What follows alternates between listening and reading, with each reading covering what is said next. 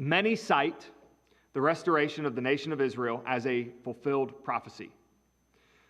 Could it be that the verses used to support this claim are actually referring to the gathering together of the elect to Israel after the tribulation? So let me reword the question. Hopefully it makes sense to everybody. Many people say that the restoration of Israel in 1948 is a fulfillment of biblical prophecy. And they will use verses to support that. But the person is asking, could it be that these verses are actually just talking about the regathering of Israel after the tribulation period rather than what happened in 1948?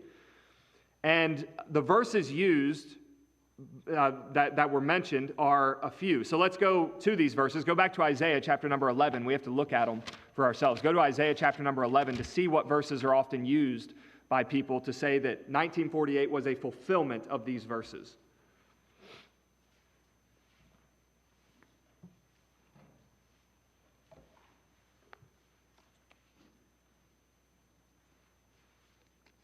Isaiah chapter 11, verse 11 and 12. It says this, it says, "And it shall come to pass in that day that the Lord shall set his hand again the second time to recover the remnant of his people, which shall be left from Assyria and from Egypt and from Pathros and from Cush, from Elam and from Shinar and from Hamath and from the islands of the sea. He shall set up an ensign for the nations and shall assemble the outcasts of Israel and gather together the dispersed of Judah from the four corners of the earth." And so that's one. Ezekiel 36:24, if you want to jump over there with me, Ezekiel 36:24. We'll look at two more here. They're right back to back in Ezekiel 36 and 37. So let's look at Ezekiel 36 and verse number 24.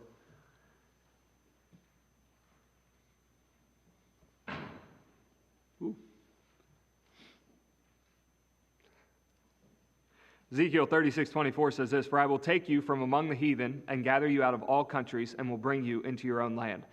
And then Ezekiel 37, if you want to look at verses 21 and 22. Verse 21 says, "And say unto them, Thus saith the Lord God, Behold, I will take the children of Israel from among the heathen, whither they be gone, and will gather them on every side and bring them into their own land. And I will make them one nation in the land upon the mountains of Israel, and one king shall be to them all. And they shall be no more two nations, neither shall they be divided into two kingdoms any more at all." And so basically, the person pointed out in the question that Israel has not been given a new heart. They have not been cleansed. You know, when we look at this, they are not one nation, and they don't have one king. And so how have these things been fulfilled in 1948 if these things haven't happened yet? And I think whoever wrote this question is thinking correctly on this. I don't think that these passages are dealing with what happened or what was fulfilled in 1948. I wouldn't even call them a partial fulfillment. A lot of people say, well, these are partially fulfilled. I wouldn't even call them a partial fulfillment. I would call them basically completely unfulfilled. I think that what happened in 1948 is basically setting the stage for what's going to happen in the tribulation period. And then the fulfillment of these prophecies, I believe, are going to happen at the end of the tribulation period when they receive their Messiah and when God brings them back into the land like we find in Matthew chapter number 24. So no, I don't think these passages are partially fulfilled, and I don't think that they were a fulfillment of 1948 either. I think that they are going to be fulfilled in the future.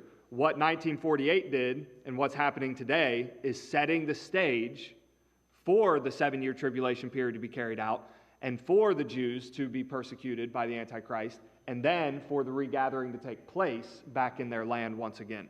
And then these things will be fulfilled. And so, anyway, I don't believe that people are right, personally, in saying these were fulfilled in 1948. So I hope that makes sense.